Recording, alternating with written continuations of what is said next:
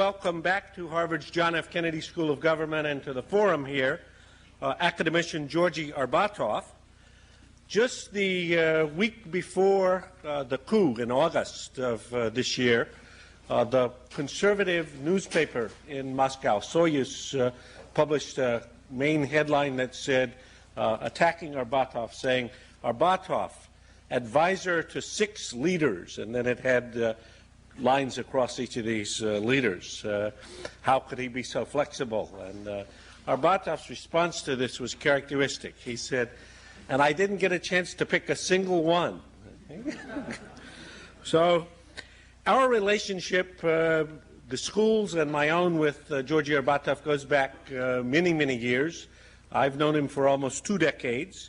He's been an active participant in a study group between the school and a number of people in the Soviet Union that started in 1983, and it produced a book called Windows of Opportunity, in which Al Carnasail, New Dean, Joe Nye, and a number of others had chapters, as well as a number of Soviet policy advisors, including Arbatov, Shakhnazarov, Primakov, Kokoshin, the usual suspects. Okay. In the work of that study group, we had a front row seat on the evolution of what was the new thinking, a large part of which was developed in the context of the Institute of USA and Canadian Studies that academician Arbatov created. I could go on with many other incidents, but I'll just recall a specific occasion in 1989, after Arbatov had played a key role in the evolution of the Gorbachev thinking, but Gorbachev had turned back right, and fairly decisively so. We met in Vienna. This is in the middle of 1989. He had come from a very emotional meeting with both Gorbachev and Yeltsin, in which he had explained from now on he was going to be concentrating on trying to be helpful where he could, namely specifically with the new Yeltsin government. And he is currently a member of President Yeltsin's Presidential Council, as well as an advisor to President Gorbachev and many others. The coup, push, provided a test case for where people stand in the Soviet Union. And the institute, which Georgy Arbatov created in 1967 and built over these past 20 years, was the institute among the hundreds in Moscow which stood up first and clearest on the Monday afternoon, the first day of the coup, in denouncing the coup. The statement that they put out said that the coup was illegal, unconstitutional, that they were going to be on strike and oppose it. As in the day that followed, 2 other of the hundreds stood up as well. But I think, as I was saying to Georgy last night, having created and developed this several hundred people center in the Soviet Union, and see it stand up on this occasion should make him feel very proud, and makes us feel proud to have him here tonight. So thank you.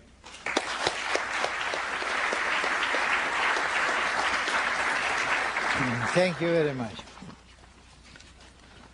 You know, I don't remember exactly the date when I was speaking here, but a lot of things must have changed since this time, and I don't have any illusion that I have all the answers to the new situations which have arisen, and therefore I will try to do what I can. I cannot do more. It's really a very country is in period of very quick changes. I'm away for 11 days. I feel already to some degree out of touch. Things change so much, you know. When we meet each other here in the United States, I met a couple, and we discussed it. Then somebody asked you, when have you left? Yeah. And it's not enough to say November. And even the week, you tell the date. You see, the topic which was proposed to me is the Soviet Union and Russia. And this is a really crucial topic, and though I'm actually a specialist on the United States, I will dare to go into these unknown areas. And I would start maybe with Soviet Union, which is no more a Soviet Union. It's proposed to call it Union of Sovereign Republic. The first victim was the word socialist, the second was the word Soviet, and the third was republics. Not in favor of monarchy, but in favor of states. Actually, the union was not a union. It was an empire.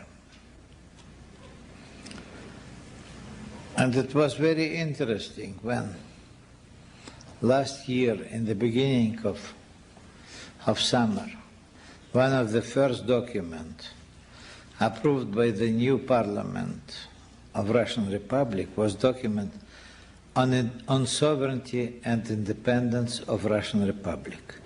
Independence from whom? And this is, I think, a crucial question for understanding what happens in our country. Because it was an empire where there was at some time before the revolution, but here was not an imperial people which ruled the others. It was an almighty totalitarian bureaucracy in the center who really oppressed and exploited everybody, including Russians, misused power and grossly mismanaged the economy. And what happens now is a reaction, and I would say overreaction maybe, to this state of affairs which existed for a long time. A lot of people I have seen warn us against dissolution of the Union and want the Union, the center, to survive. And I would say that I share this view. But one has to care about the realities. Not what one wants to see, but what really exists. And what is possible. I think it was possible to save the Union, but as a real union of sovereign republics, including Baltics. Gorbachev was the first to say about 3 years ago that we didn't have a real union, we didn't have a real federation, we had a unitarian state. And now we must switch to a real federation. And this was met with approval. But it happened with him also on some other issues. He didn't deliver. He just said it. Nothing was done. And would something be done? Would there be a decent treaty of the Union drafted 3 or 2.5 years ago? At least for some time, I think the Union could be saved. And the whole period of transformation could proceed in a smoother way without some of the excesses. But instead of it, under pressure, of course, under severe pressure from the right wingers of our country, and our black-footed, or how do you, well, you remember this, people who are attacked de Gaulle from Algeria, French from Algeria, who didn't want France to leave Algeria. And we had them, Alksnis and the names you read, and Kogan and Yaravoy and many others. Those are from the Russian minorities in this republic, and very militant minorities who want really to rule the republics. Under their pressure of some of the generals, conservatives, Gorbachev changed his position, and he made attempts to, he even said it once in a private talk, but it became well known. He repeated the words of Churchill, that he doesn't want to preside over the solution of Soviet Union. He didn't say empire. But you know, Churchill had to live over breaking his word, and Gorbachev had to do the same. You cannot win over realities. But he tried to sustain, to prevent the empire from dissolution by force of political pressure, by force of economic pressure. You remember maybe futile attempt of economic blockade of Lithuania, and even by some limited use of military force, and especially demonstration of military force. And it turned out, soon I think it became clear to everybody, that both these policies are irreconcilable.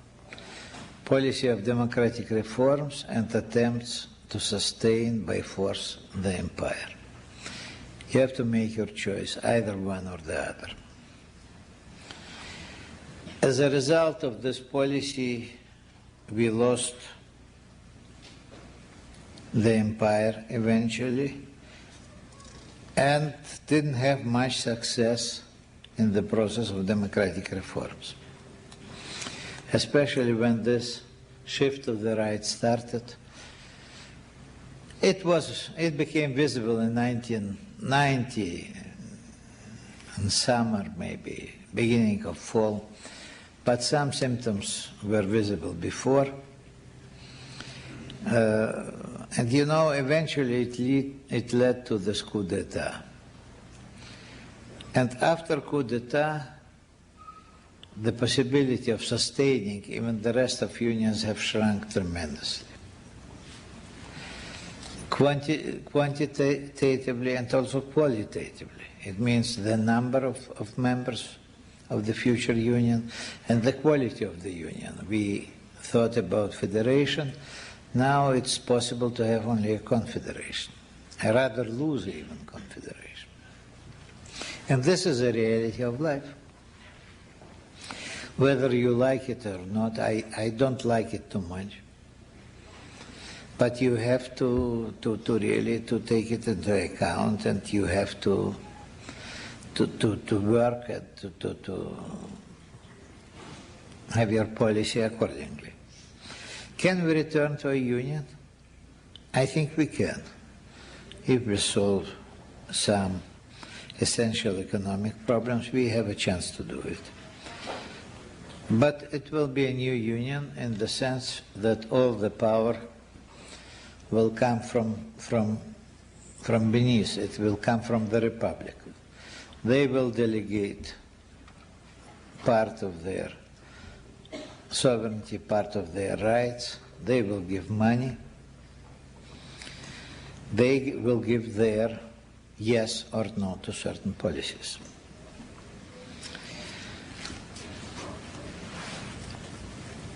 I think this is really possible, and maybe even inevitable if we don't make too great mistakes. I think that after this period when there is an overreaction to the past, when everybody doesn't trust the center, and center has deserved this mistrust. You know, even economically, we received during the last 2 decades from oil, which we exported, $600 billion, $30 billion a year. Nobody can give us such assistance for 20 years. But where is it? Where are the results? And you can heap up such examples that it was squandered. And each republic had a suspicion that somebody else got it. I tried to find out. I haven't found out who got it and who really thrived on this, bonanza. And so I think it is a fact of life, and we have to live on it. The second question is Russia. Russia, of course, is an unusual situation. There was a period when Russia was really the imperial people, which subjugated, joined to the empire, new states. Since 1970, it stopped to be. Actually, at this period, I think those who study Soviet Union should make some special inquiries in it. It was a very interesting discussion in 1922, between Lenin on one side and Stalin, Ordzhonikidze, and Dzerzhinsky on the other, about the future of the Union. It was just when the Union was formed, Soviet Union, in 1922. And Lenin's position was that it must be a voluntarily organized union of independent states. He even used this word.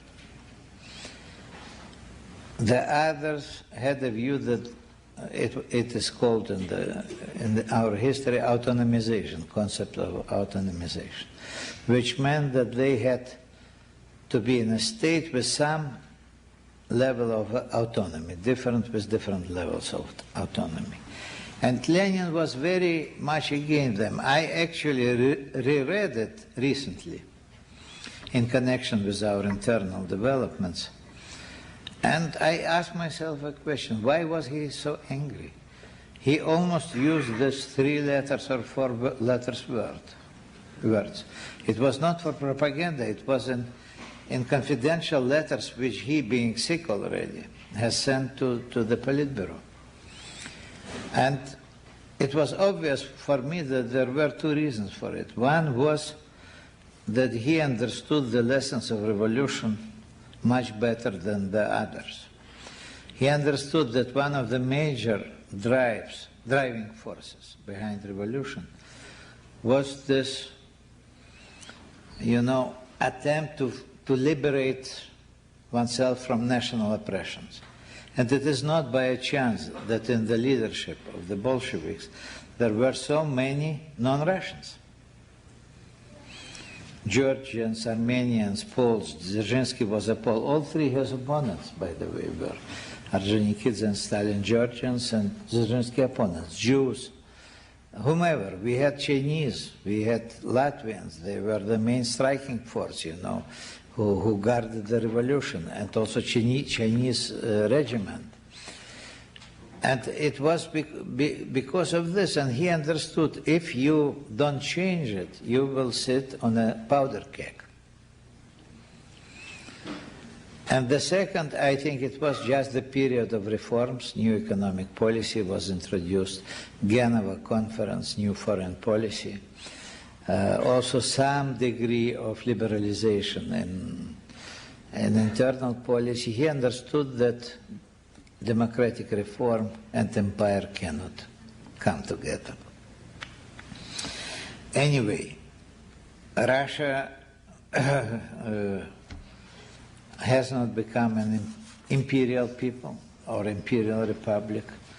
It was oppressed just as much as others, and robbed just as much as others of its natural resources, of its intellectual resources, had tremendous losses, of course, the biggest number of the losses. I think even proportionally, maybe with some exclusions of some smaller peoples, Russians suffered most during all years of revolution, wars, etc. And in this situation, we had these attempts to revive Russian self-esteem, feeling of being a people themselves. It was almost all the time conservative. You can read, I think Dunlap is the name. He is from, I think, Hoover Institute of War, Peace and Revolution, has written in the very beginning of 80s a book, and there he describes it as a very reactionary force. And it was reactionary, because those who represented it were very conservative, very nationalistic, even chauvinistic. And many of us in Soviet Union were concerned that Russia, in this drive towards, self-determination of Russia, started even before perestroika a little bit, and in the very beginning, can make Russian Republic a stronghold of reaction and chauvinism. But in reality, it happened in a different way. It has become a stronghold of democracy. But I must say it has become a stronghold of democracy by a very narrow margin. In the Russian parliament, the major opponent of Yeltsin and these elections, crucial elections last year, in May, was Poloskov, and I think it was 6 votes or something around this by which Yeltsin won. So there is still a danger, but nevertheless the change occurred, and this change was for the better, if even for the fact that this only saved us from the coup d'etat. So en passé, Yeltsin and his government had a chance to do it, and they did it. Without them, it wouldn't be possible, either for our institute or much more even, strong organizations that, to do anything, and for Gorbachev as well. He saved Gorbachev. But now, of course, Russia faces a very, very serious problem. Yeltsin and his surrounding have shown themselves as very successful people in opposition. Now they have to deliver having power. And it means mainly to deliver an economic field. And here is the crucial problem we face now. I think this is crucial for Russia, this is crucial also for the Union, whether it will exist in some form or not. Of course, here also we were too late. Now we have to do quite a few things in what is called by chess player in Zugzwang, when you really have to do something, even if it is a bad move, but you just have to do it. And it increases the chances for mistakes. I would say I completely support the,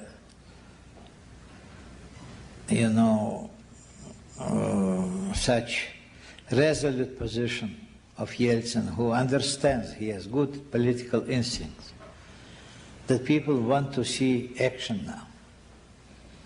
They are fed up by talks, by promises, by everything. They want to see action. And he, as a very sensitive politician, he felt it. At the same time, what is being done, quite a number of things make me concerned. And I told it to him, I tell it publicly. About some of them I speak already for years, publicly. And especially, before you ask the people to carry additional burden of difficulties, The government has to look at itself and cut all its unnecessary expenditures and, stop to squander resources and do something about it. We did nothing with military expenditures, for instance. In 3 or 4 years, I raised this problem 2 years ago, got a lot of opposition, of course, not only opposition, attacks and threats, whatever, from militaries, from military-industrial complex, from some of our politicians. But this is what we did. The situation changed, and it was not so much because of foreign policy issues. It was just because of the vested interest. And now it has become social and economic problem. What to do with the demobilized officers? 300,000 of our officers don't have houses, of those who are serving. And now a number will add it because the troops will return from the Baltics. Millions and millions will become unemployed when the military production stops. I learned recently that we still produced a few hundred tanks this year, though we have to destroy, and this is also a big economic problem, tens of thousands. My recipe, my proposal was all the time to stop production, to give even index, 100% salary for 2 years, 1 year or 3 years. It depends on what they produce. You will save from the first moment materials, energy, transportation costs, and you can sell it. You will be already in a better position. And then normal people usually, if they are paid but do nothing, they feel uncomfortable. They will try to find some ways to work, especially understanding that this happy situation will end in a year or 2 years. The same is true about many other problems. We have to stop this investments into unnecessary projects. We have to sell. We had for 200 billion. I think now it is 300 or more, this inventory, overhang inventory at the factories. It's usually what is needed because everybody hoarded. The distribution system was bad. Therefore, not only people hoarded something in their refrigerators, but, enterprises hoarded somewhere in their plants. A lot of metal, fuel, spare parts, whatever. You should sell it. If we have some, I think we have still, some reserve for the cause of war, I think we should immediately sell it or give it put it into circulation. I don't think there is a threat of war. I simply don't see anybody who would like to occupy us and take the responsibility for Nagorno-Karabakh, for agriculture, for a lot of other problems we have. This was, by the way, my strongest argument in my debate with the militaries, with the generals. I told them, who will want it?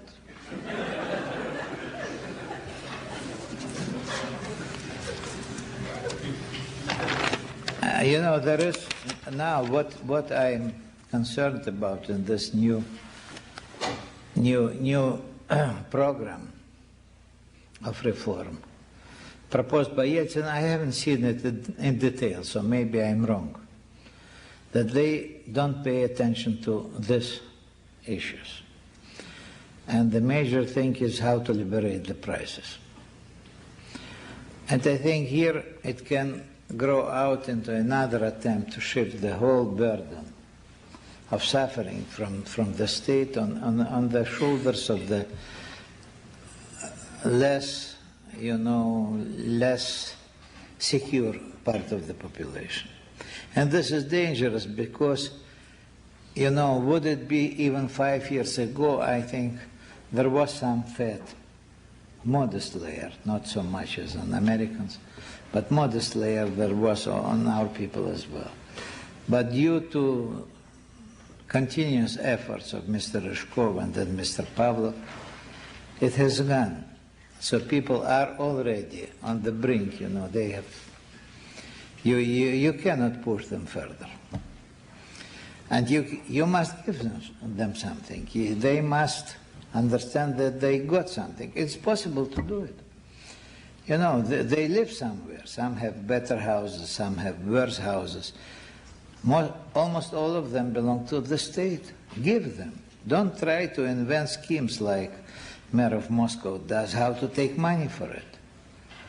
Because they don't have money, and you shouldn't press on people from all sides. You increase prices.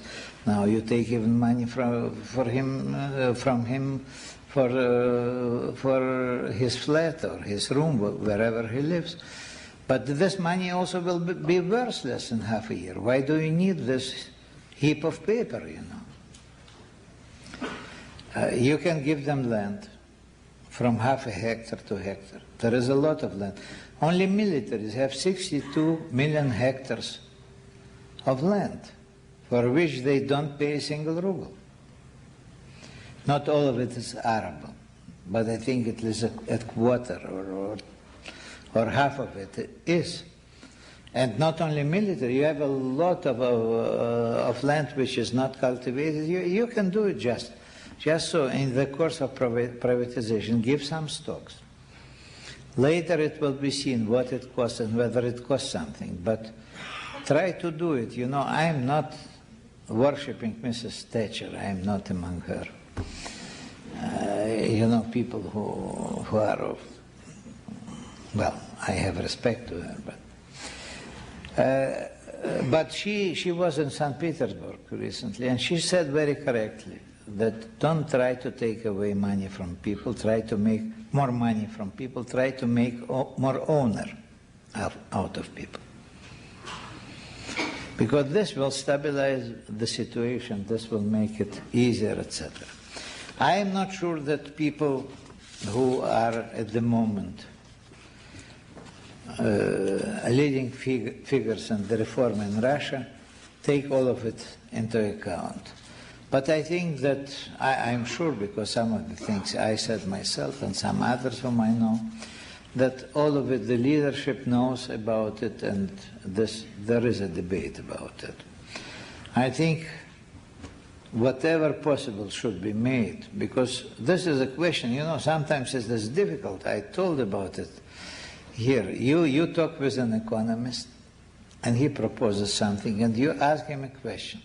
And will the people tolerate it, or will they take arms and whatever, knives, you know, in their hands and start a mutiny?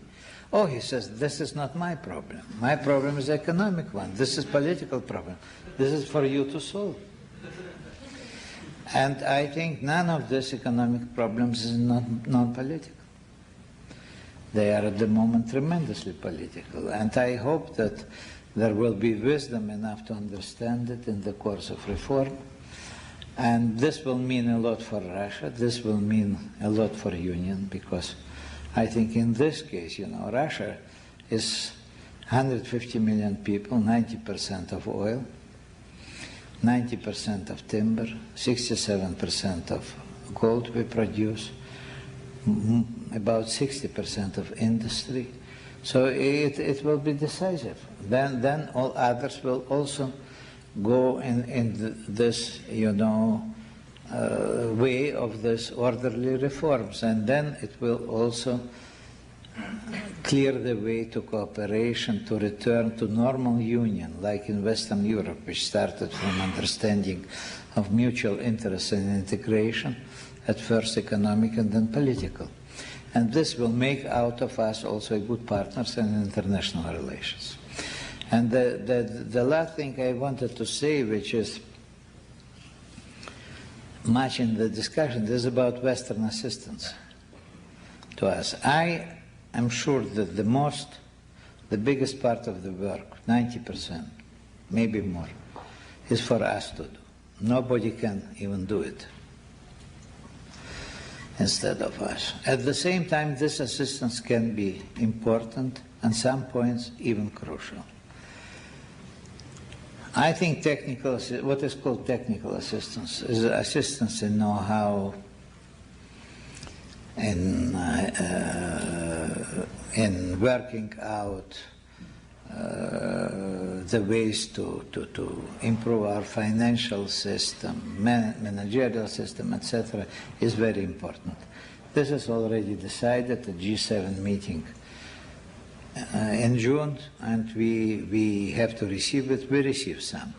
It's for us and for the West to make it most effective, most cost-effective.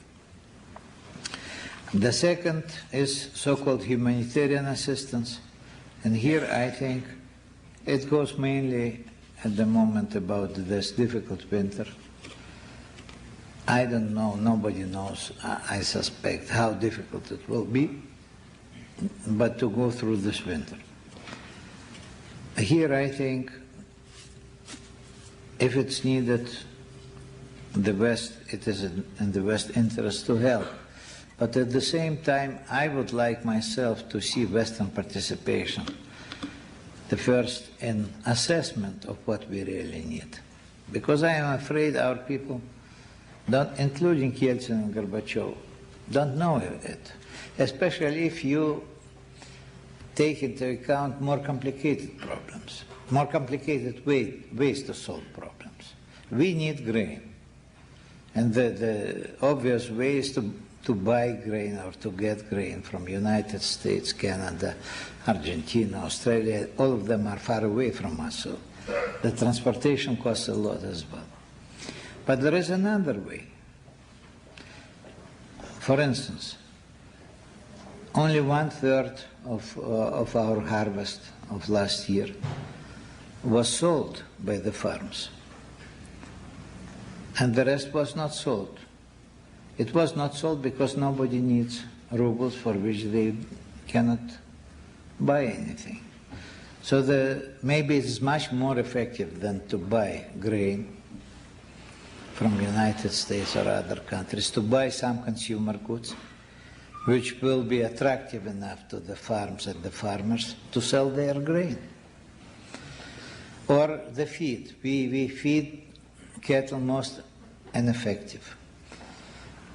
You know, with some additives which are made in the United States and other countries, the consumption of grain can be decreased by 50%. So maybe instead of such a lot of grain, we should buy this. And there are other ways and other examples. So I think here assistance and participation of the West would be important, as well as assistance and participation of the West in distribution of the goods which will go to Soviet Union. Because here we have learned on some bitter experience, it can be used ineffectively, can become prey for the corruption, stolen, spoiled, whatever.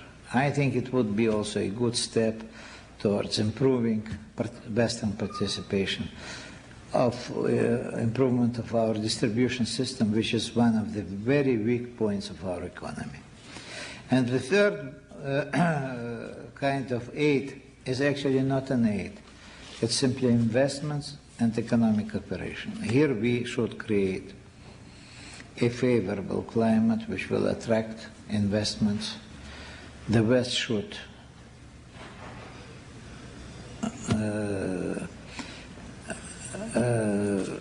eliminate all the barriers to such economic cooperation and to investments in Soviet Union. But I think here we have to work on very concrete programs which will be credible, not just to invest in something, of oil production, energy in general, which is an interest of the West, by the way. You are interested that we remain exporter of oil and don't become importer of oil, because otherwise prices will rise and you will be too dependent on Persian Gulf and a few other countries. So here the interest is mutual.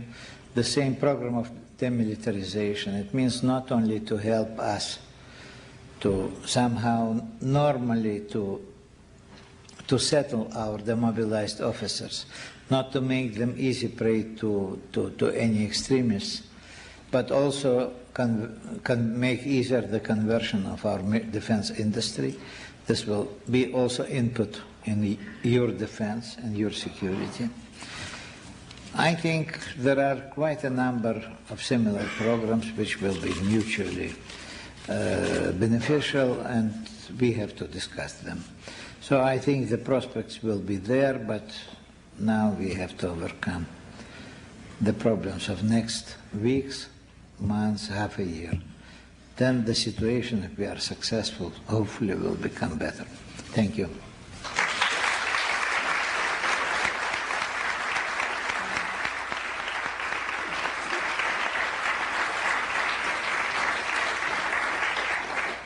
Academician Arbatov is happy to take questions. The general ground rules in the forum are that you stand up at one of the microphones and put your question. It's fine to put a clear and a difficult question, but not to give a long speech. We start over here. Georgy Arkadьевич, I'm Nick Danilov of Northeastern University, once of U.S. News and World Report in Moscow. In 1915, my grandfather was deputy chief of the Russian General Staff, and he was accused of being very conservative, seeing threats to Russia from every quarter, including from Mars.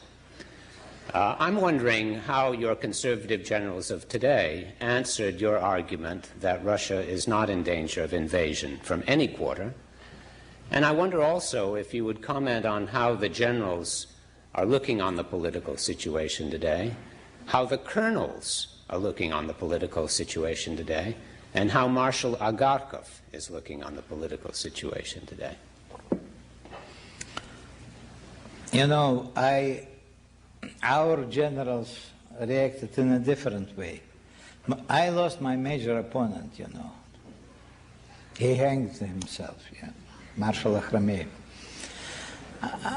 And his reaction was, it was followed by others, to start to prove that, yes, they couldn't say that things haven't changed internationally.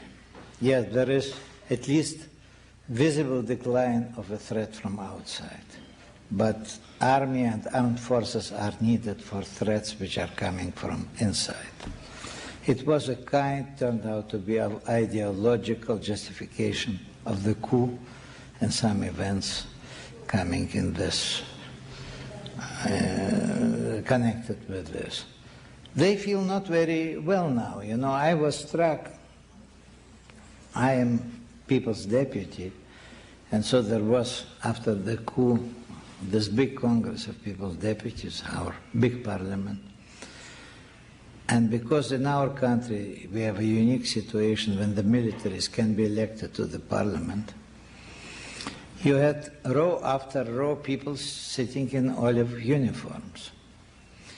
And there I enter the hall and look at it and I see something is different. I cannot understand what, but somehow I feel the difference. The color has changed, then I understand. All the olive colors are away. They came in civilians, in civilian clothes. With some exceptions, maybe 2 or 3 of them came in military. They felt very uneasy after it. The generals, of course, are not all of them have the same opinion. You had among those who defended the Constitution, and Yeltsin and Gorbachev, some generals, Shaposhnikov and some others. As to colonels, there the division is even more obvious. I noticed that among colonels, I once said that this is the usual proportions of bright people and fools, you know, aggressive and normal, because I thought it is not natural selection up to colonel. You serve certain years. If you haven't done any crimes or any bad things, you are promoted, you go up to the colonel. But from colonel starts an unnatural selection. When the superiors pick you up because you are not brighter than them, and you have the same political outlooks, etc., etc. And the higher, the more you see it. You know, it is obvious even from the faces. You just can see it visibly. And so this is, in general, the picture. I think it was shown, you know, wouldn't it be for these differences in the army, that the army started to understand something, partially maybe due to these discussions we had. I think maybe the coup would have won. It was partially because of it. But, you know, therefore we have to care very much about demobilization, demobilized officers. We could handle the coup of the generals. With the coup of lieutenants and captains, it will be much more difficult. I think that for Al's consideration, now that he's dean, we have a new faculty selection process. It's been described over on this side. I think the... I didn't mean it in this way, Al. That's a good idea.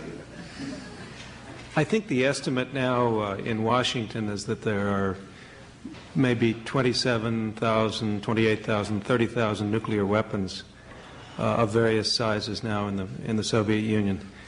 How serious do you think the possibility is that they could, or some of them could fall into irresponsible hands? And do you have any suggestions for American policy in how to corral them and get them under control? Is there anything Americans can do? Well, this is, of course, a problem. This is a problem, and I would say that the usual precautions are there. The courts, you know, security arrangements, all of this. But does it give 100% assurance? I don't think so. I think 100% assurance will be given when we destroy these weapons. It is not possible in foreseeable future. But I think the surest way to do it is to decrease them very dramatically. I think it was understood by American government. I can see this the major reason behind the proposals of President Bush, which I think deserve praise, to go much further than the START agreement had in mind. Our people now think that we can go in even further. And I think if you have, let's say, if you eliminate all tactical weapons, we have done away already with middle range tactical, intermediate you call them, weapons. Then if you decrease the number of strategic weapons to something under 1,000, then there will be much more guarantees that you will have them really secure. And this becomes, I think, in this situation possible in rather short time. If we don't make another mistake and don't start upgrading the ABM system. If we start this, then I think this whole plan can be ruined from the beginning. I think the proposals, you know, here you have to be always very cautious because some Ukraine, Kazakhstan declared that they would like to be non-nuclear powers. Then somebody in Russian government said something about bringing all the nuclear weapons to Russian territory. This made people excited there. They say, no, we won't let them go. And so this becomes an object of political games, which is very bad. I think what will be helpful here also, if it is clear to all the republics what the position of the West is, because all of them are interested very much to have good relations and cooperation with Western powers.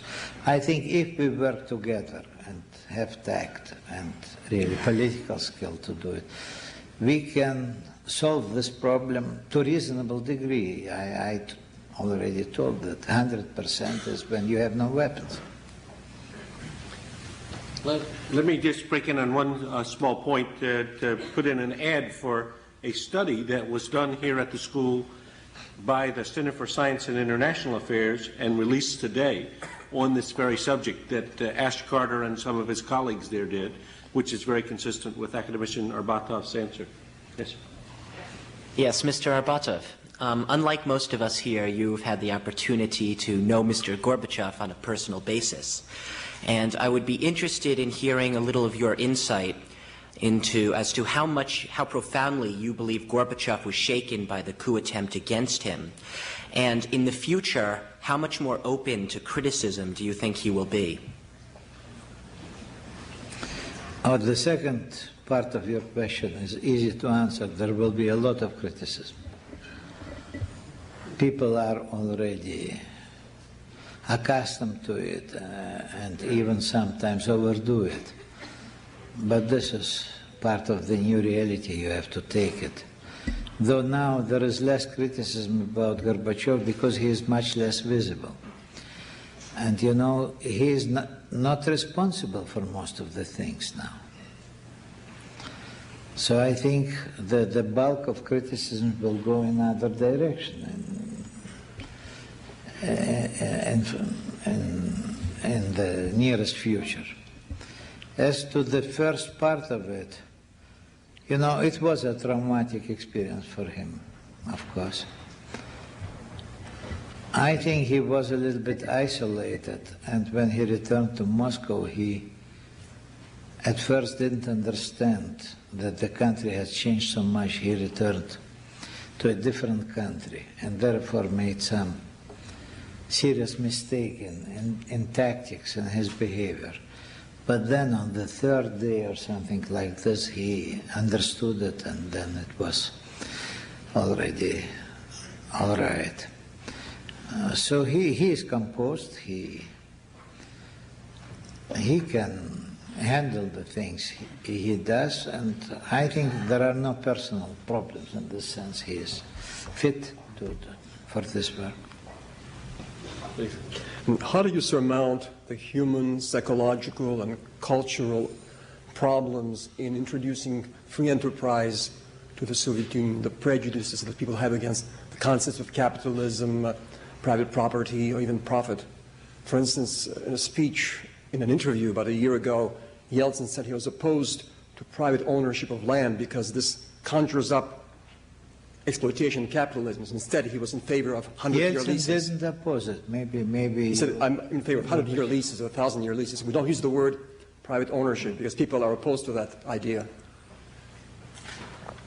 You know, all of those who are visible in Soviet Union, with exception of quite a few, if you start to remind them what they have said in the past and what was their attitude towards capitalism and socialism, will be absolutely disqualified for any public role. But you have no other people. You have to work with those you have available. I think people learned. It's also not quite true that we didn't have entrepreneurs. We simply have hunted them into shadow economy, and there was a lot of brilliant entrepreneurs who were lost in this black market operations, And now, hopefully, when they will real freedom of enterprise, they will show themselves, and we have some example, very few, but we have already a very high-class entrepreneurship. Though most operations are somewhere on the brink, and it is too early maybe to demand more. I think this is a psychological barrier here. It exists. It exists, but the life has become so difficult that people would be glad to overcome any psychological and ideological barriers if they see real improvement in their life. And therefore also some attitudes have already changed in Soviet Union, including attitude towards private property. How about if we go to this? I'm trying to understand why Gorbachev would prefer to have foreign investment rather than foreign assistance in form of loan. My second question is... Well, repeat your first one. The question is why he would prefer to have foreign investments rather than foreign assistance. Oh, Gorbachev maybe would prefer foreign assistance. I cannot give you any guarantees. It's I who said that I would prefer foreign investments. Because you know what means assistance? If it is credit, you have to return the credit with interest rates. If it is just a grant, it is humiliating. It also corrupts the country. You will never get out of troubles. You can only prolong the agony. So I think this would be a wrong approach. I think Gorbachev understands it also, but at the moment he is pressed by the events, therefore he would like to have as much as possible on good terms. My small question is, what would you say is the Gorbachev's contribution? Well, he earned his place in history, no doubt. But you know, as Graham mentioned, I know quite a number of leaders in our country. I have worked with them, and also some abroad. I think each leader has his own span of usefulness. And the problems start when they exhaust them and still remain. It is not, I have not Gorbachev in mind, though his best years, I think, are behind him in terms of his role in history, which really made him a very prominent personality in history. But he is now, I think, useful in the Union as it exists as a figure which can, to some degree, unite those who are not again in the Union. And we should retain him. Also his international image is very useful to the country. So I don't consider him to be redundant, to be not useful at the moment. But I repeat that the most productive years, if he doesn't acquire a second breath, you know, and there will be, which happens sometimes, but very rarely with politicians, they were in the past, they were just in these years from maybe 85 to 88, 89. And this is enough. I wouldn't even blame him for it. It was something very big which was achieved by him with his assistance under him. It was really a watershed to some degree in the history of international relations, especially in our history also.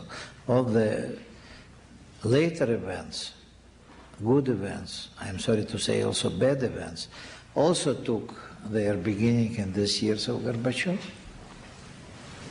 To this side, please. I'd like to ask you a question about your area of expertise, which is the United States. And I remember a statement that was ascribed to you back in 1985 or 1986. As I recall it, you said that you, the Soviet Union, would end the Cold War because you would take away the enemy from the United States, which turned out to be very true and very prophetic. Since that time, it seems that we have had a Hitler of the Year campaign, either with Daniel Ortega, Manuel Noriega, and most recently Saddam Hussein. And my question to you, as someone who has spent his lifetime studying the United States, do you think that we can function without an enemy? Can we function on a basis of what we are for rather than what we are against? You see, I said it a little bit different. I said that we will do the most terrible thing to you. We will deprive you of the enemy. And I think we did it. We deprived ourselves from the enemy in the same way. And this changed a lot of things. And the main change was that in absence of an enemy abroad, you have, whether you want or not, to turn your attention, resources, and your will, everything, to your own damn business, to your real problems. And this is a very sound development. Very unusual for politicians, especially, foreign policy, there's limelights, interviews, movie, TV, all of it. And here is dirty work from day to day, without glory, without all of this. But it is, for the United States, difficult. For some of our people, also difficult. But you have nothing to do. This is, again, a reality of life. You can try at first to invent some enemies like Ortega or somebody else. I think General Powell complained that now he, in absence of enemy, he has to look among some very petty people, like this, and blow them up. But you cannot do it forever. You will have to live with it. And this will maybe bring to life new kind of policies, maybe even new kind of politicians. They will become, I think, more and more interested in economics, in social affairs, in some others. This is normal development, because I think what we lived through was abnormal, to prepare for a war which could never happen. And if it would happen, nothing would be of any importance anyway. And this is hopefully behind us. Now we have to prepare for normal life with normal problems. This gentleman. I'd like to ask you whether you think that the U.S. aid policy will make a difference in relations between the center and the republics. The Bush administration, up till very recently, had been attempting to focus all of its foreign policy efforts through the center, and now seems to be moving more to a republic-by-republic basis, apparently in response to the center being overtaken by events. Do you think that U.S. foreign policy toward the Soviet Union can make a difference in terms of the strength or disintegration of the center? And what do you think U.S. foreign policy should be, and what do you think it will be?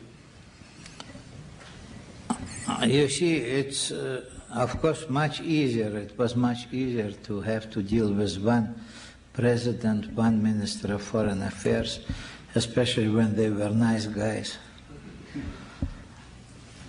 But again, here the reality became different, and you have to deal with other people. But at the same time, it should never become an instrument of political games to divide, to try to win a pence here or there. It should be really, it should be done in proper way, because in the interest of the United States is that all the stabilization, all what was Soviet Union becomes an area of political and economic stabilization, finds its way. For cooperation, I think there will be cooperation there, and it's not in the interest of the United States to interfere with this. What should be the policy? You cannot give such an easy recipe. For instance, if the Baltic states have become independent, you have to deal with them as with independent states. If somebody like, well, I don't want even to name them, declares himself sovereign and independent, it might be 5,000 people or 1 million, I don't know how many, and if he would be immediately recognized, etc., it could only you know, be a support for the separatist movements and for reckless, adventurous actions of some people. So I think up till now, United States didn't make grave mistakes in this field, and I think it will be able to distinguish the real new independent countries from those who are still, they have to deal with them, but still they remain part of the Union of Sovereign States, or however it will be called. Please. My name is Marina. I'm 15 years old, and in the summer of 1990, I visited Yaroslavl. I met many young women my age who were forced to work at the collective farms, and I was wondering if they're still forced to work at the collective farms. Come closer to the microphone. Don't be afraid of it. Okay. I was wondering if if young women were still forced to work at the collective farms, and if they're still entitled to a free education before, if they're entitled to a free education if they don't work at a collective farm. You know, about the education, we will have another reform in education. If I understood your question correctly, you ask whether it will remain free of charge, yes? If they don't have to work at the collective farms. At the collective farm. Well, if they were coerced to work at the collective farm because they received free education, it was a violation of law. It was just an act of lawlessness on the part of those who were there. This is the only answer I have here. And at the same time, you know, it is usual in our country during the harvest period, but now they try to pay for it so much that people feel that they are interested. This was the first year when there were no coercive mobilizations in Moscow for potato harvest. But potatoes were harvested because people were interested to do it. Thank you. How about this gentleman on the right? Do you have any observations about the American collective character and about the American political system and the process that we go through every 4 years with regard to electing a president and choosing the other political officers? I have, but you know, who is interested in American character or something now in my country, quite honestly? We have other priorities. But in time, I promise you to write a book on this. This gentleman here, and this will have to be the last question, please. I was talking with a young lady last night who's visiting on a tourist visa from Far East Siberia. She received a letter just recently from her parents. They live in a 5-story apartment building, and already winter has set in. They have no heat. They have no water. And she said that ever since the putsch, it's been spotty at best. Now, just yesterday or today, the president has announced $1.5 billion in credits, and I'm curious. Once that starts flowing to the Soviet Union, has there been any plans put in place as to getting this aid, getting this food out to the far reaches of the Soviet Union before you have outright revolt on your hands? This is just the point I made already, that, you know, it is not only the aid, it is how it will be distributed. What will be given also is very important, because sometimes it can be not the best use of limited money, they will be always limited.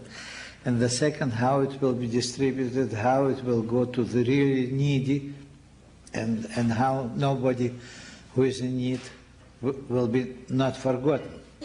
and therefore I think it needs a very good system of management. There was one example in history.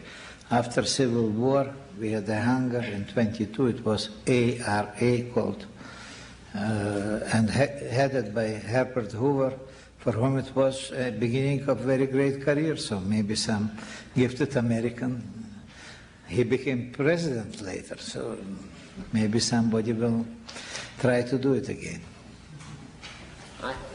I think on that note, which should be inspiring for any budding politicians, we want to thank Georgy Arbatov and hope that he comes back again soon.